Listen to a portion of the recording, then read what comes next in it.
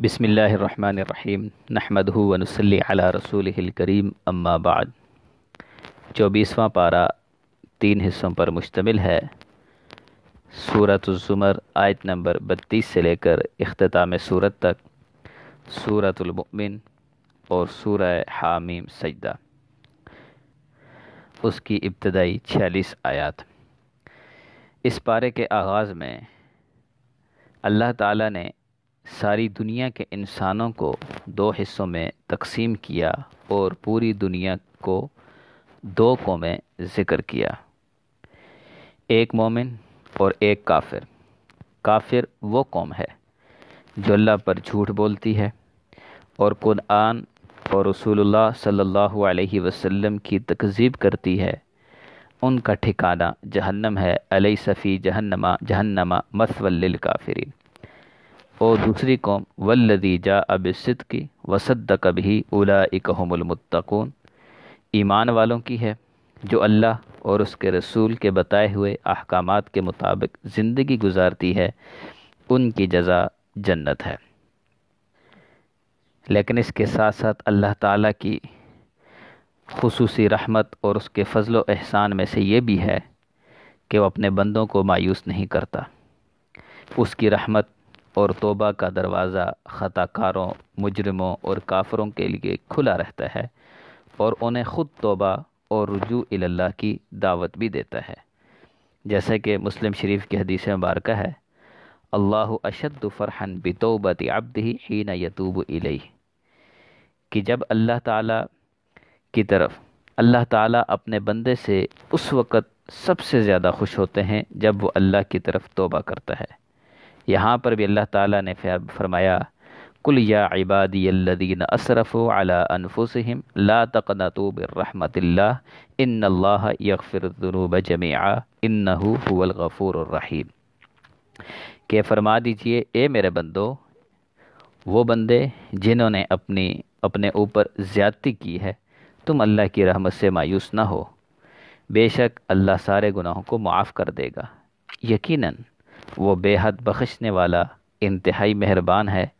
اور آگے فرمایا، اور تم اپنے رب کی طرف رجوع کرو، وَأَنِيبُوا إِلَىٰ رَبِّكُمْ، اور اس کے سامنے جھک جاؤ، قبل اس کے کہ تم پر عذاب آ جائے، پھر تمہاری مدد نہیں کی جا سکے گی۔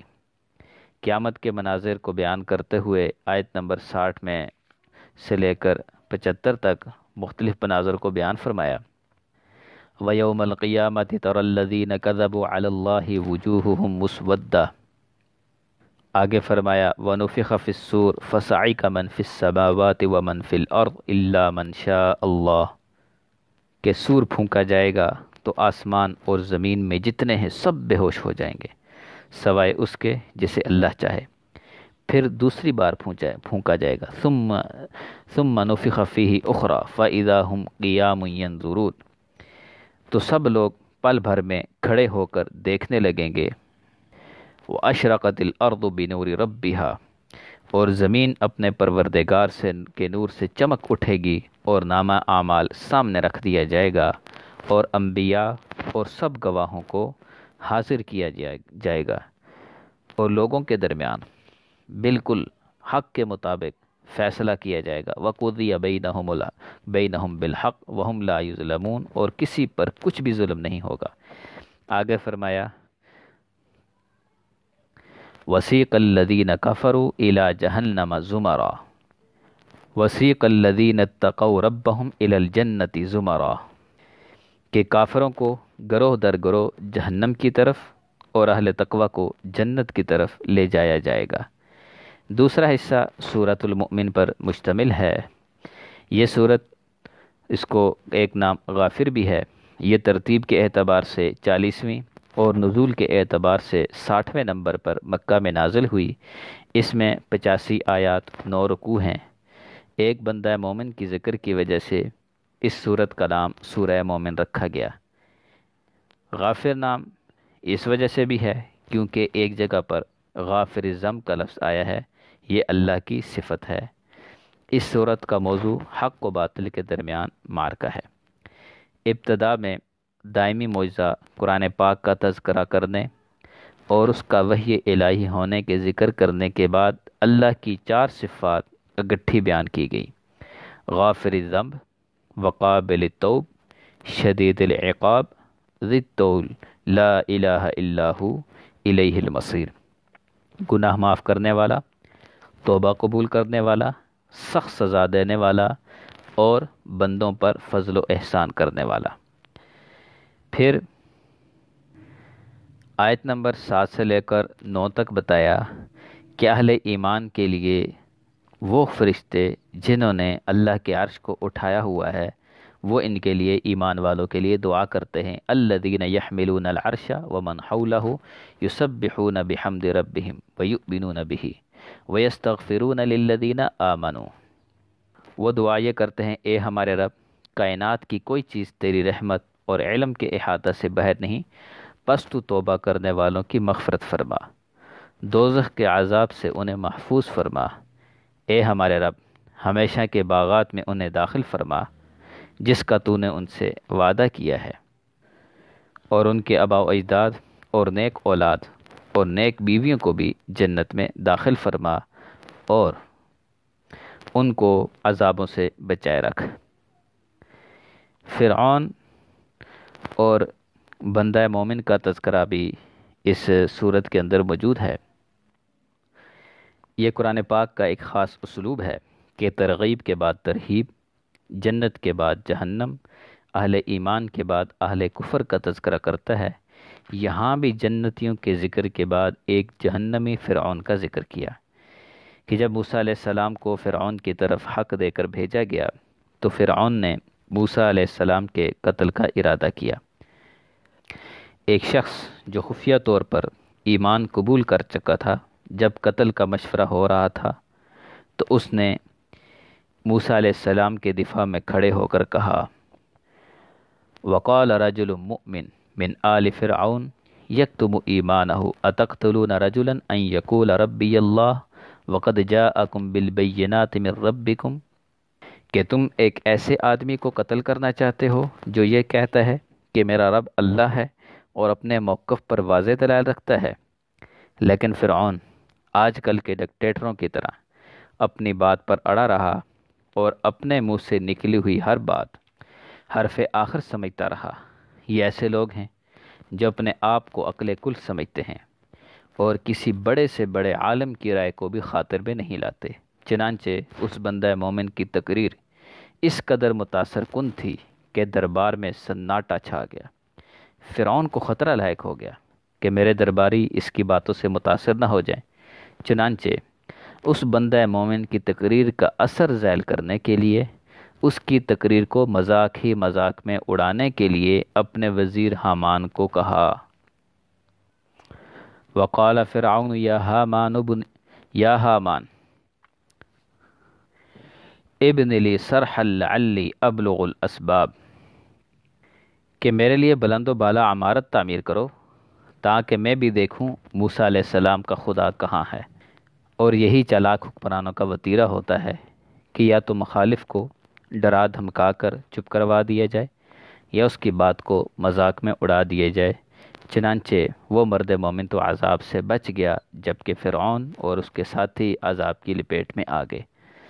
اس کے بعد چند نعمتوں کا ذکر کیا: اللہ الذی جعل لکم اللیل لتسکنوا فیہ والنہار مبصرا، کہ اس نے آرام کے لیے رات اور معاش کے لیے دن، زمین کو بچھونا، آسمان کو چھت، تمہیں خوبصورت شکلوں میں پیدا کیا اور پاکیزہ رزق کا بندوبست کیا۔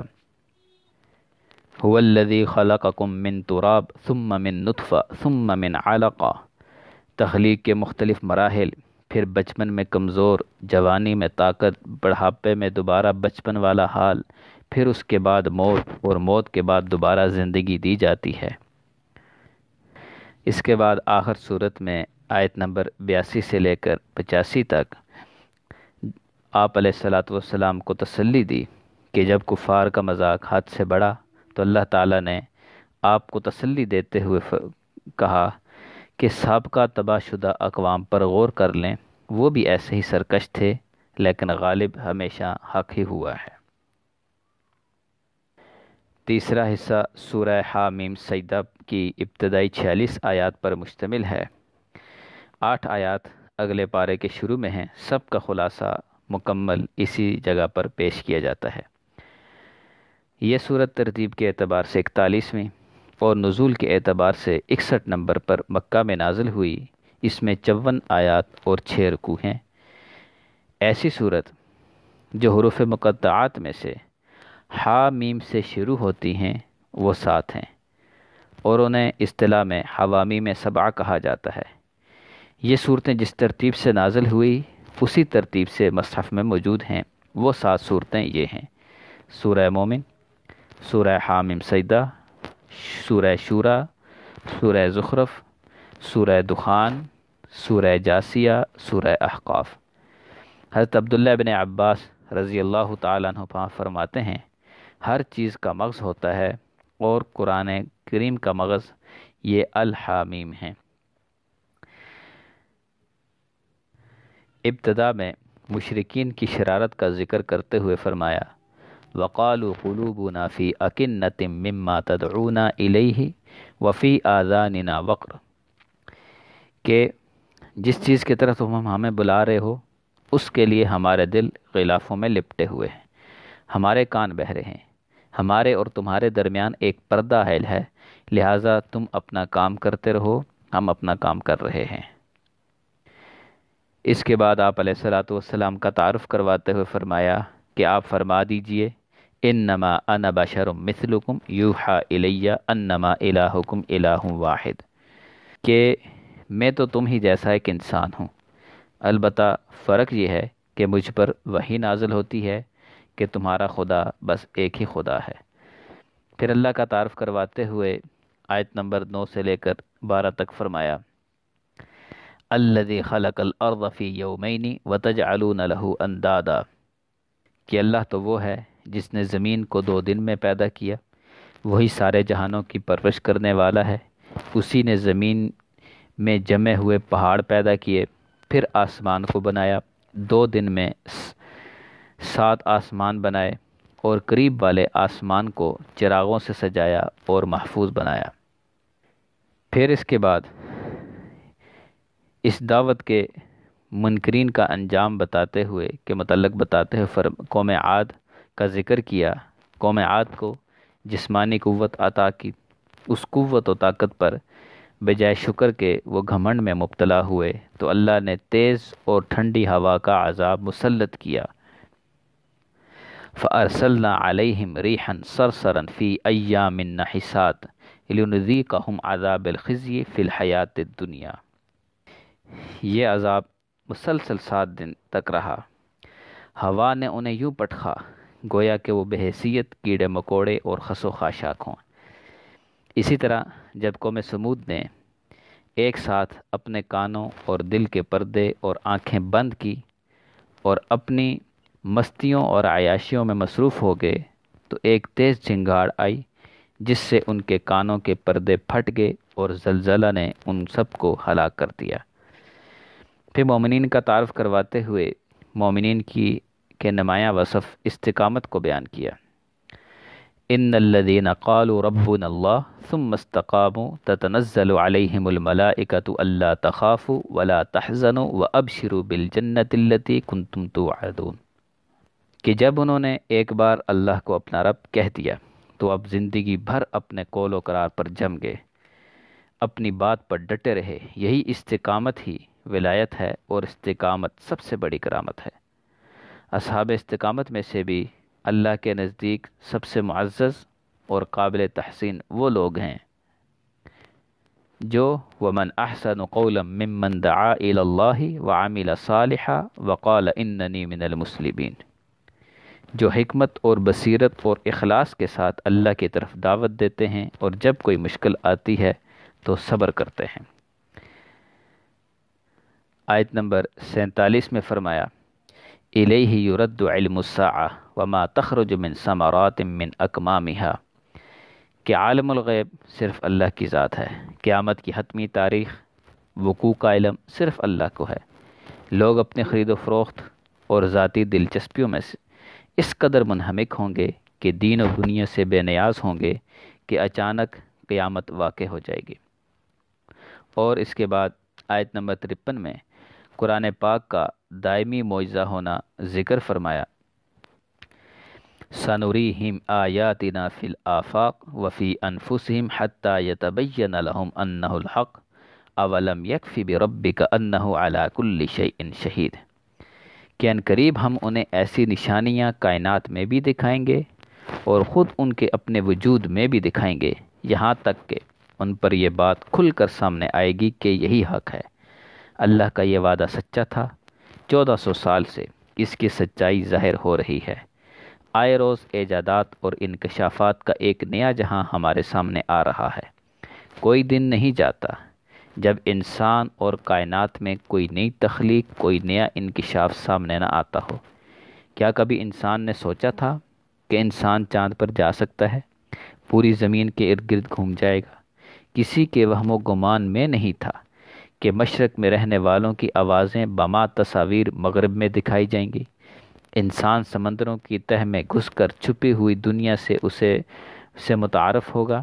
اسی طرح انسان اپنے جسم، اس کی بناوٹ، اس کے متعلق بے شمار اسرار و رموز سے بھی واقف ہوگا۔ یہ قرآن پاک کے متعلق ایک دائمی معجزہ ہے جس سے ذریعے سے آہستہ آہستہ سب چیزیں کھل رہی ہیں۔ اللہ تعالی ہمیں اس کے مطابق اپنی زندگی گزارنے کی توفیق عطا فرمائے۔ وآخر دعوانا ان الحمد للہ رب العالمین۔